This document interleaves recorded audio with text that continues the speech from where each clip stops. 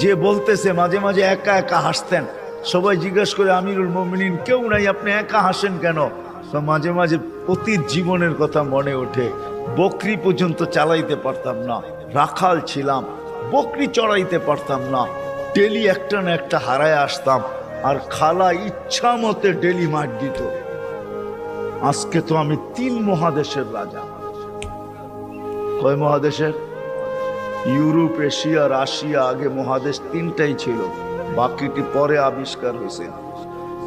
ইতিহাসের পাতায় টোকায় দেখলে আমারটা সত্য হবে।